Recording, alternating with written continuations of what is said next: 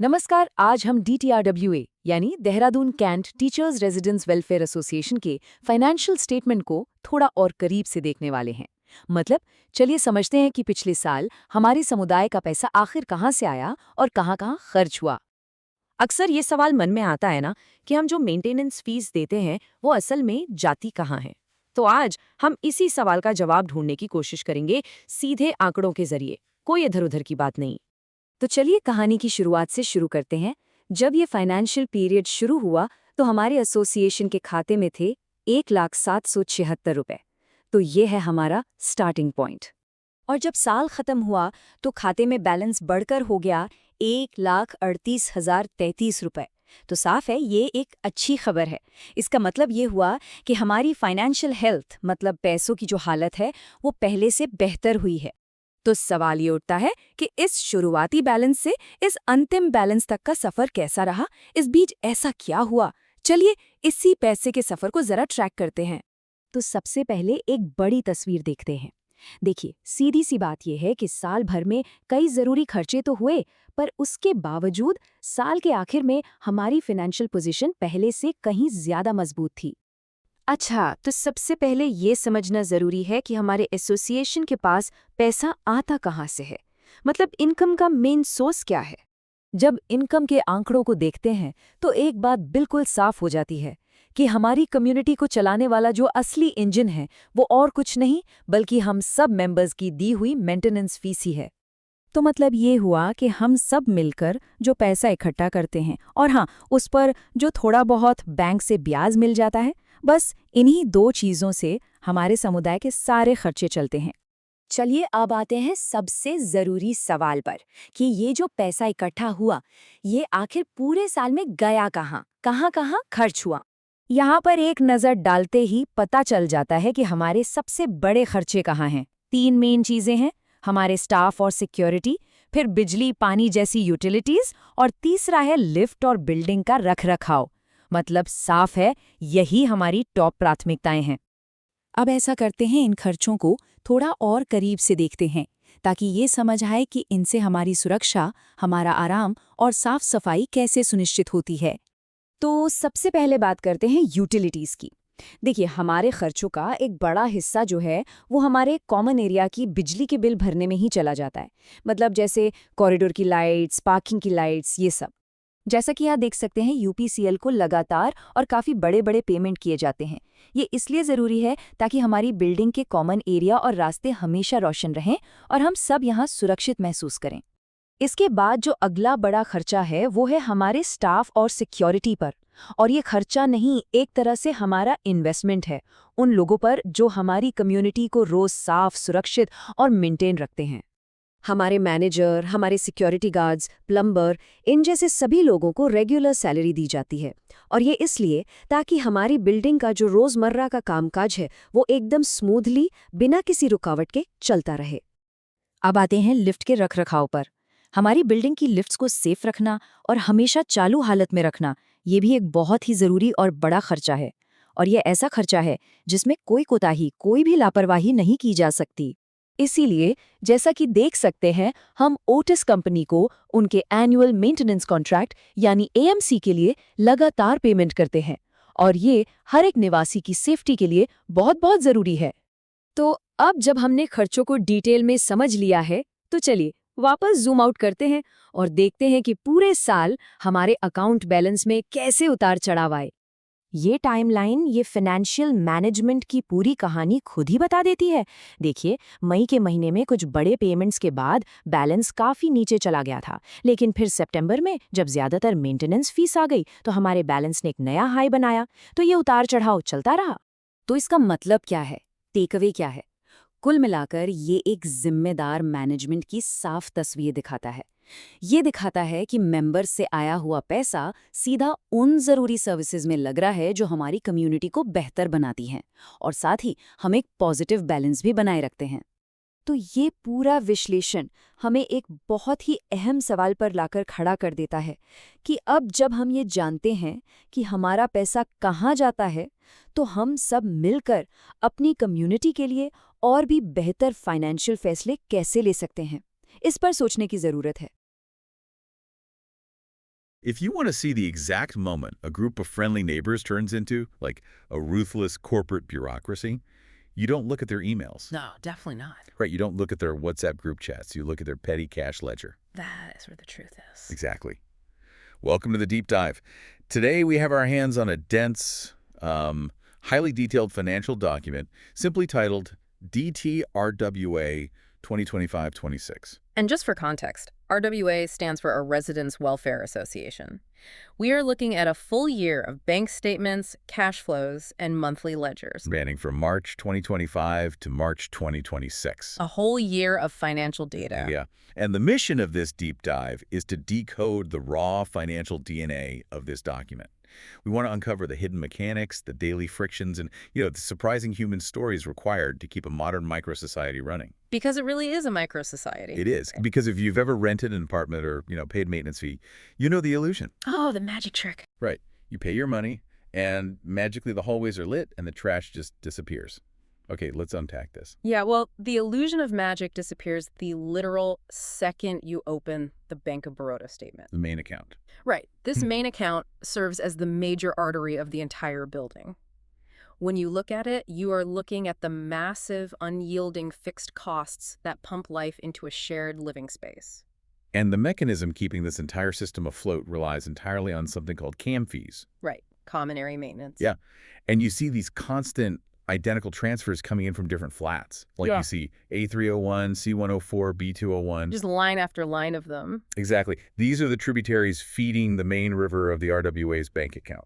Yeah. And I always assumed a building's finances were somewhat stable, maybe building a healthy reserve over time. You'd think so, yeah? But looking at the cumulative balance column, that river drains terrifyingly fast. I mean, there is this triad of power that just consumes the community's funds relentlessly. Because the math of shared living is completely unforgiving. It really doesn't scale down just because, a few residents go on vacation. Right. The building demands to be fed. You see that instantly with UPCL. The state electricity board. Yeah.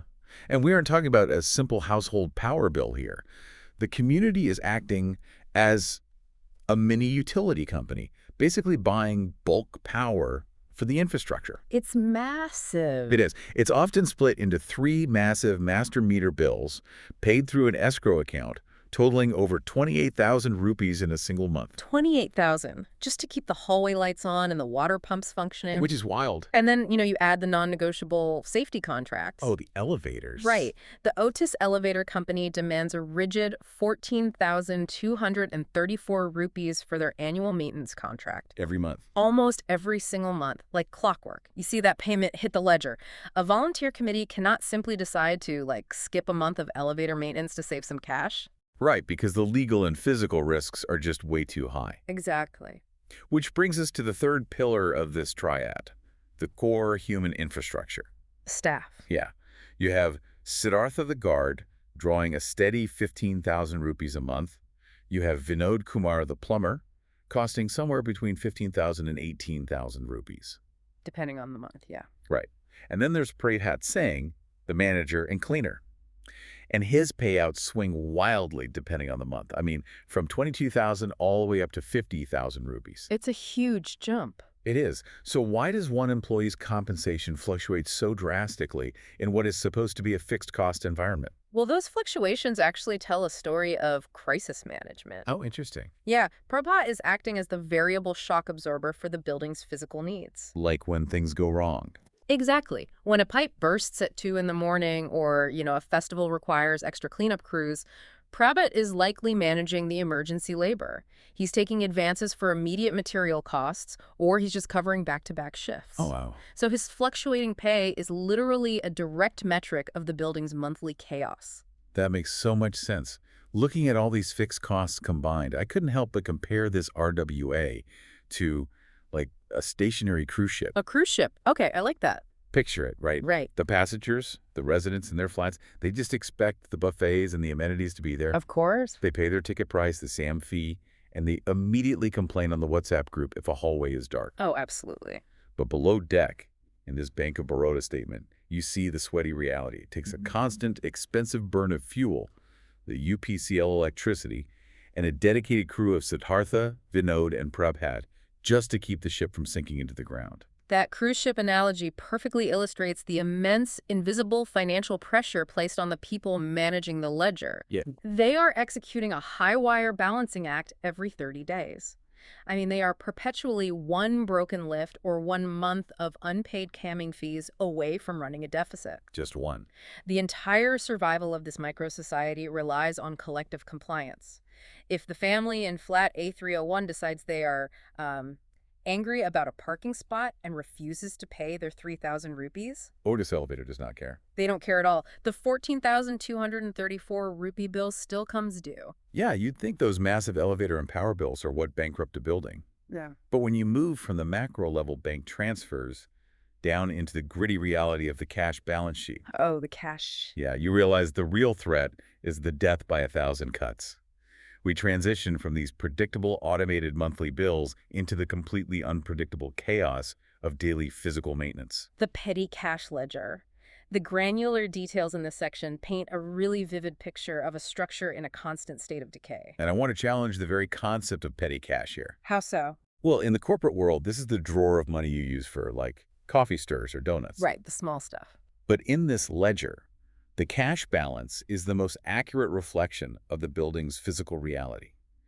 You have 50 rupees spent on Fevical. Literally glue. Literally glue. You have 710 rupees being paid regularly for GeoCCTV to keep the security feeds online. Right. There's 23 rupees for a speed post commissioner office, and then there's a 1,104 rupee charge for a termite sprayer and chemical. Wow. They're literally fighting off insects that are trying to eat the foundation. What's fascinating here is how this ledger proves a building isn't just an inanimate object. Yep. It is a living organism constantly experiencing entropy. Concrete cracks, pipes leak, insects invade. It's under constant attack. Exactly. Those tiny 50 rupee Fevical interventions are the literal glue holding the multi-million rupee asset together. And my personal favorite entry in the cash sheet is a 500 rupee charge for Vishwakarma Puja. Yeah. I mean, why is a sterile financial document logging a religious ceremony? Well, in the Indian context, Vishwakarma is the divine architect. Yeah. The puja is a day where workers honor their tools and machinery. Oh, So by funding this, the RWA is acknowledging that the spiritual maintenance of the building and, the morale of the workers is just as critical as the physical maintenance. that plays directly into a broader pattern I noticed that really threw me. Alongside the hardware purchases, there are constant 500 or 1,000 rupee payouts to staff members. The cash advances. Yeah. Jitendra the cleaner is constantly pulling small cash advances, and there are regular 300 rupee mobile phone recharges for someone named Tapa. The RWA is essentially functioning as a bank. A microbank, yeah. Operating entirely in the informal economy. The letter reveals how heavily this community relies on its blue-collar staff and really the structural reality of that labor. Right. Workers like Jitendra and Thapapa are likely living paycheck to paycheck without access to formal credit or traditional banking liquidity. So something happens. Yeah, if Jitendra have a medical emergency or needs to travel back to his village, he can't just swipe a credit card. He has to ask the RWA treasurer for an advance against his next month's salary. Which puts the volunteer treasurer in an incredibly awkward position. Extremely awkward. I mean, they aren't a loan officer. They are just a neighbor living in flat B201. Right. But they have to pull cash from the society funds, knowing they are bridging a critical digital and financial divide for the worker. Like, paying for Thapa's mobile recharge ensures he stays reachable for building emergencies. It's an operational necessity. Exactly. It's a tiny operational cost for the RWA, but it highlights how the mechanics of running a building are deeply, unavoidably human. Absolutely. So we've established the constant physical friction of keeping the building standing, but the ledger captures a completely different kind of friction starting in January 2026. Oh man, the January numbers. A systemic bureaucratic shock hits the system. Yeah, I was reading along, getting completely used to the rhythm of 710 rupees for Wi-Fi and 50 rupees for glue. And then bam. And suddenly, the ledger shows massive jarring anomalies. In January 26, there is a 43,000 rupee payment for a renewal official fee. Huge number. And right next to it, a 44,472 rupee payment to Seepsol PVT Ltd. I completely froze on these line items. So what does this all mean? Why is a neighborhood watch group paying corporate renewal fees? Well, because a residential community isn't just a physical structure made of bricks and elevator shafts, it is a legally binding entity. Right. The government doesn't see a group of friendly neighbors organizing a Diwali party. It sees a registered society that must comply with municipal laws, tax codes, and registry renewals. So when the bureaucracy comes knocking, The operational reality of the RWA flips upside down. and the financial whiplash is just brutal, that 43,000 rupee fee isn't shocking because it's a massive amount of money in the grand scheme of global finance. It's shocking because it instantly wipes out months of carefully managed 50 rupee vehicle saving. It undoes all that hard work. All that penny pinching in the petty cash drawer is vaporized by a single government renewal form. And the entire flavor of the petty cash changes instantly alongside it. It really does. Yes, suddenly we aren't buying termite spray anymore. We are buying legal stress. The microtransactions from that period paint a miserable picture of volunteer management. Yeah, the cash ledger logs 120 rupees for parking, and the treasurer explicitly notes in parentheses 6 visits to court. 20 rupees a visit. 20 rupees a visit. Think about the physical reality of that line item. A resident who has their own full-time job and their own family is taking an afternoon off, driving their personal car to the local courthouse and circling the block trying to find parking. 6 separate times. 6 separate times. Then there's 300 rupees for missile at court, a flat 2,000 rupees paid to advocate, and massive cash withdrawals ranging from 10,000 to 22,000 rupees, simply labeled registry or cash registry common area. The invisible, uncompensated labor of local democracy is just staring us right in the face. Managing a community sounds great in theory until you are the one standing in a crowded municipal office, paying an advocate out of pocket and hoping the committee reimburses your parking fees. Right. The transition from dealing with Vinod the plumber to navigating the official legal system is a massive psychological burden for whoever is holding the ledger. You can almost feel the resentment radiating off the spreadsheet during those months. The explicit note of 6 visits to court feels like a cry for help to the other residents. Oh, definitely. It's a treasurer demanding that their neighbors recognize the sheer effort it takes to keep the bureaucratic wolves at bay. Yet, amidst the extreme stress of legal battles and the crushing weight of the UPCL electricity bills, the ledger offers a completely unexpected palate cleanser. Yes. Tucked mysteriously into the records from July 2025 is a rogue restaurant receipt. A restaurant receipt in the official ledger. And whoever logged it into the RWA spreadsheet logged it with absolute meticulous precision. It reads, menu for 11 guests at 0730 P minutes 09 July 2025 at Pinbaluchi for birthday party. They included the time and everything. Everything. Here's where it gets really interesting. Why is this here? The total is exactly 7,143 rupees. And we know what they ate? We know every single item they consumed. They ordered 6 lungfung or chicken soups for 900 rupees. Okay. They had French fries, crispy corn, and raha meat for 1,250 rupees.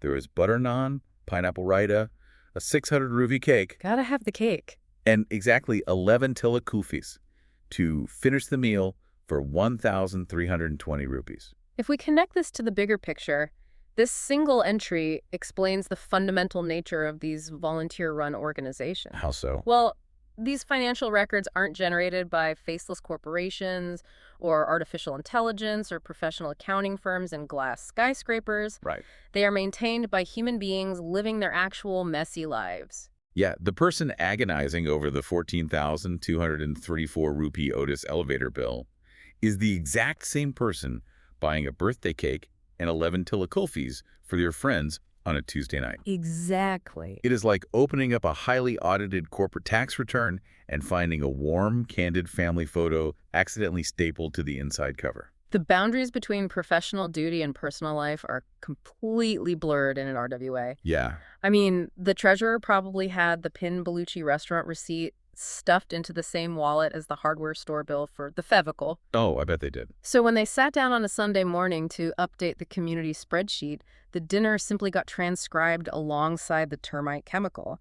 It's a beautiful, accidental artifact. It's the ultimate proof of humanity inside the machine. Mhm. It reminds you that behind every single data point, every single CAM fee, and every court visit, there is a person experiencing the friction of reality. We spend so much time analyzing systems for efficiency, assuming that if the math works, the community works. Right. But the DTRWA ledger proves that the math only works because human beings are constantly applying physical and emotional pressure to hold the structure together. So to bring this all together, we've traced the true lifeblood of a modern microsociety. We started with the relentless, macro-level financial hum of the bank account, where the UPCL meters and elevator contracts threatened to sink the ship every single month. We moved into the trenches of the petty cash ledger, witnessing the daily fight against entropy with termite spray and glue, Yeah. while uncovering the informal microbank keeping the essential blue-collar staff afloat. And then we felt the absolute whiplash of bureaucratic shock, watching a volunteer neighbor transform into an amateur legal defender, paying for parking across 6 miserable court visits. And finally, we caught an accidental glimpse into an 11-person birthday dinner over chicken soup and kulfi, The entire spectrum of the human experience. captured entirely through receipts. So, to you listening, the next time you get a notification to pay your HOA dues or your community CAM fees, I want you to reframe how you look at that transaction. It's not just a bill. No, don't just think of it as an annoying bill for a clean hallway or trimmed landscaping. You are funding a complex, breathing organism. Your monthly payment is the fuel keeping the stationary cruise ship from sinking. Yeah. You are funding the Fevical patches, the security guard's emergency medical advance, the fight against the termites, and the parking fees of the poor neighbor fighting for your property rights in court. You are buying collective survival. Which leaves us with a final question to ponder today. Think about your own digital footprint, your personal budget apps, your business expense sheets, your community ledgers. We try so hard to make them look perfect. We really do. We Yeah. spend immense amounts of energy trying to make these records look perfect, sterile, and professional. But if an auditor were to dig through your records 100 years from now, Oh, wow. what accidental, out-of-place story would they find? What rogue Pin Bellucci receipt is sitting in your data right now that would perfectly encapsulate the messy, beautiful reality of your life?